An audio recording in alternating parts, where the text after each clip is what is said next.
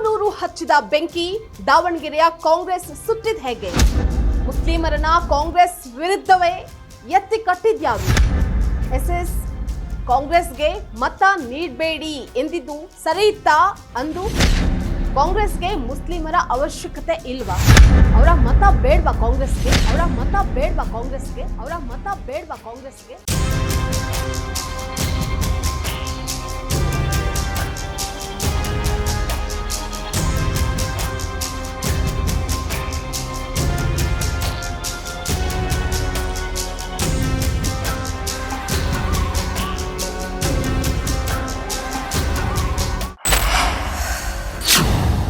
Ladies and gentleman, Congress ಮತ್ತು Muslim ಸಮುದಾಯದ ನಡುವಿನ ಬಿರುಕು ಕಂದಕವಾಗಿದ್ದು ಹೇಗೆ?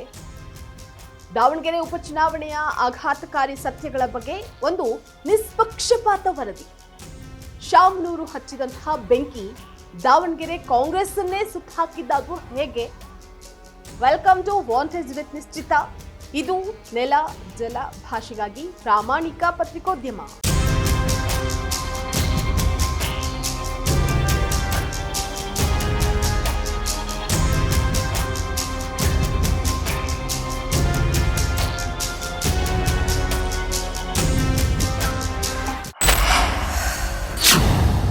ದಾವಣಗೆರೆಯ ಉಪಚುನಾವಣೆಯ ಕಣವು ಕರ್ನಾಟಕ ರಾಜಕಾರಣದ ಒಂದು ನಿರ್ಣಾಯಕ ತಿರುವಾಗಿ ಮಾರ್ಪಟ್ಟಿದೆ. ದಶಕಗಳಿಂದ ಕಾಂಗ್ರೆಸ್ ಪಕ್ಷದ ಭದ್ರಕೋಟೆಯಾಗಿ ಅದರ ಬೆನ್ನೆಲುಬಾಗಿ ನಿಂತಿದ್ದಂತಹ ಮುಸ್ಲಿಂ ಸಮುದಾಯ ಮತ್ತು ಪಕ್ಷದ ನಡುವಿನ ಸಂಬಂಧದಲ್ಲಿ ಇವತ್ತು ಅಭೂತಪೂರ್ವ ಬಿರುಕು ಕಾಣಿಸಿಕೊಂಡಿದೆ. ಇದು ಕೇವಲ ಒಂದು ಚುನಾವಣೆಯ ಅಸಮಾಧಾನ ಕೂಡ ಅಲ್ಲ. ಅದರ ಬದಲಾಗಿ ಒಂದು ಪ್ರಭಾವಿ ಕುಟುಂಬದ ರಾಜಕೀಯ ಹಿತಾಸಕ್ತಿಗಾಗಿ ಇಡೀ ಸಮುದಾಯವನ್ನೇ ಬಲಿಪಶು ಮಾಡಲಾಗ್ತಾ ಇದೆಯಾ ಅನ್ನುವಂತಹ ಗಂಭೀರ ಪ್ರಶ್ನೆಯನ್ನ ಹುಟ್ಟುಹಾಕಿದೆ. ಇನ್ನು ಈ ಬೆಳವಣಿಗೆ ಏನಿದೆ ಅದು ರಾಜಕಾರಣದಲ್ಲಿ ಹೊಸ ಸಂಚಲನಕ್ಕೆ ನಾಂದಿ ಹಾಡಿದೆ.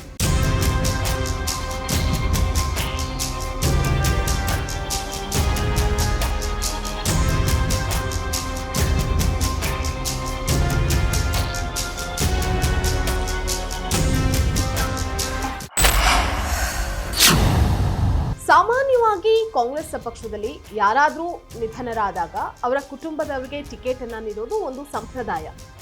ಬಾಗಲಕೋಟೆಯಲ್ಲಿ ಮೇಟಿಯವರ ನಿಧನದ ನಂತರ ಅವರ ಕುಟುಂಬಕ್ಕೆ ಟಿಕೆಟ್ ಅನ್ನ ನೀಡಿದ್ದು ಇದೇ ಸಂಪ್ರದಾಯದ ಭಾಗ ಆಗಿದೆ. ಆದರೆ ದಾವಣಗೆರೆಯ ಕಥೆಯೇ ಬೇರೆ. ಇಲ್ಲಿ ಶಾಮನೂರು ಕುಟುಂಬದ ರಾಜಕೀಯ ಹಿಡಿತವು ಈಗ ಅಭೇದ್ಯ ಕೋಟೆಯಂತೆ ಮಾರ್ಪಟ್ಟಿದೆ. ಅಧಿಕಾರ ಎಲ್ಲವೂ ಒಂದೇ ಮನೆಯಲ್ಲಿ ಕೇಂದ್ರೀಕೃತವಾಗ್ತಾ ಇದೆ ಎನ್ನುವಂತಹ ಟೀಕೆ ವ್ಯಕ್ತವಾಗ್ತಾ ಇದೆ. ಈಗಾಗಲೇ ಈ ಕುಟುಂಬದ ಮಲ್ಲಿಕಾರ್ಜುನ್ ಅವರು ಶಾಸಕರಾಗಿ ಆಯ್ಕೆಯಾಗಿ ಸಚಿವರಾಗಿದ್ದಾರೆ. ಇನ್ನು ಮಲ್ಲಿಕಾರ್ಜುನ್ ಅವರ ಪತ್ನಿ ಪ್ರಭಾ ಮಲ್ಲಿಕಾರ್ಜುನ್ ಅವರು ದಾವಣಗೆರೆಯ ಸಂಸದೇ ಆಗಿದ್ದಾರೆ. ಹೇಗೆ ಮನೆಯಲ್ಲಿ ಈಗಾಗಲೇ ಸಚಿವ ಮತ್ತು ಸಂಸದ ಸ್ಥಾನಗಳಿದ್ರೂ ಸಹ ಉಪಚುನಾವಣೆಯಲ್ಲಿ ಮತ್ತೆ ಅದೇ ಕುಟುಂಬದ ಸಮರ್ಥ್ ಅವರಿಗೆ ಟಿಕೆಟ್ ನೀಡೋದ್ರ ಮೂಲಕ ರಾಜಕೀಯ ಏಕಸ್ವಾಮ್ಯವನ್ನ ಮೆರೆಯಲಾಗಿದೆ. ಇದು ಕೇವಲ ಒಂದು ಕುಟುಂಬದ ಹಿತಾಸಕ್ತಿಗಾಗಿ ನೈಜ ಕಾರ್ಯಕರ್ತರನ್ನ ಮತ್ತೆ ನಿಷ್ಠಾವಂತ ಸಮುದಾಯವನ್ನ ಮೂಲೆಗುಂಪು ಮಾಡಿದಂತಾಗಿ ಕಾಣಿಸ್ತಾ ಇದೆ.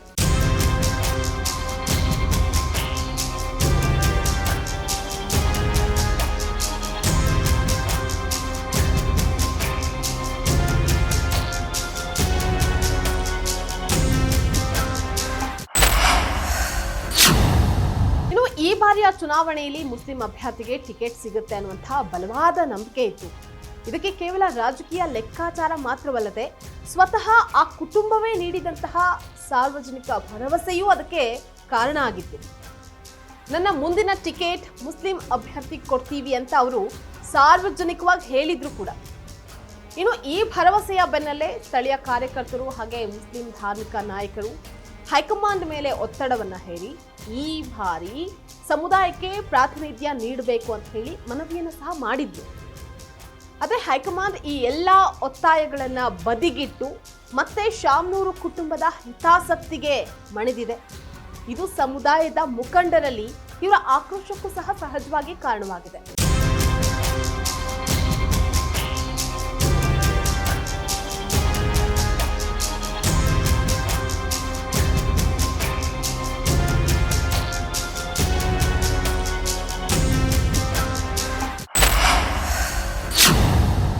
ದಾವಣಗೆರೆಯ ಮುಸ್ಲಿಂ ಸಮುದಾಯದಲ್ಲಿ ಈಗ ನಮ್ಮ ರಾಜಕೀಯ ಪ್ರಾತಿನಿಧ್ಯ ಅಂತ್ಯ ಆಗ್ತಾ ಇದೆಯಾ ಅನ್ನುವಂತಹ ಗಂಭೀರ ಆತಂಕ ಮನೆ ಮಾಡಿದೆ. ರಾಜಕೀಯ ಅಧಿಕಾರವು ಕೇವಲ ಒಂದು ಕುಟುಂಬಕ್ಕೆ ಸೀಮಿತ ಆಗ್ತಾ ಇರೋದು ಸಮುದಾಯದ ಅಸ್ತಿತ್ವಕ್ಕೆ ಧಕ್ಕೆ ತರುವಂತಹ ವಿಷಯವಾಗಿದೆ. ಇಲ್ಲಿನ ಅತ್ಯಂತ ದೊಡ್ಡ ರಾಜಕೀಯ ವ್ಯಂಗ್ಯ ಏನಪ್ಪಾ ಅಂತ ಅಂದ್ರೆ, ಸಮುದಾಯದ ಒಳಗೆ ಅಸಮಾಧಾನ ಕುದಿತಾ ಇದ್ರೂ ಸಹ ಪಕ್ಷದ 10 ಜನ ಮುಸ್ಲಿಂ ಶಾಸಕರು ಮತ್ತೆ 4 MLCಗಳು ಅನಿವಾರ್ಯವಾಗಿ ಅಥವಾ ಹೈಕಮಾಂಡ್ ಆದೇಶಕ್ಕೆ ಬದ್ಧರಾಗಿ ಪ್ರಚಾರದಲ್ಲಿ ಸಕ್ರಿಯವಾಗಿ ಪಾಲ್ಗೊಂಡರು. ಅವರ ಈ ಅಸಹಾಯಕತೆ ಮತ್ತು ಸಮುದಾಯದ ಆಕ್ರೋಶವು ದಾವಣಗೆರೆಯಲ್ಲಿ ಸ್ಪಷ್ಟವಾಗಿ ಗೋಚರಿಸ್ತಾ ಇದೆ.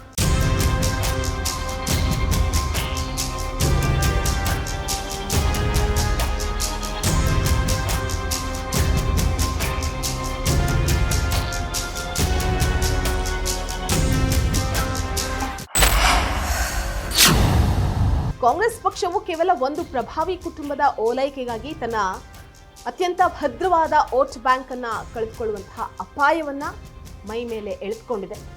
ತುಷ್ಟೀಕರಣದ ರಾಜಕಾರಣಕ್ಕಿಂತ ನೈಜ ಪ್ರಾತಿನಿಧ್ಯ ಮುಖ್ಯ ಅಂತ ನಂಬಿರುವಂತಹ ಸಮುದಾಯಕ್ಕೆ ಈ ಬೆಳವಣಿಗೆಗಳು ಅರಗಿಸಿಕೊಳ್ಳಲಾಗದಂತಹ ತುತ್ತಾಗಿದೆ. ಕೇವಲ ಒಂದು ಕುಟುಂಬದ ರಾಜಕೀಯ ಬಲವರ್ಧನೆಗಾಗಿ ಒಂದು ಇಡೀ ಸಮುದಾಯದ ವಿಶ್ವಾಸವನ್ನ ಕಳೆದುಕೊಳ್ಳುವುದು ಕಾಂಗ್ರೆಸ್ಗೆ ಮುಂದಿನ ದಿನಗಳಲ್ಲಿ ಖಂಡಿತವಾಗಿಯೂ ಬಿಸಿ ತುಪ್ಪವಾಗಿ ಪರಿಣಮಿಸುತ್ತೆ.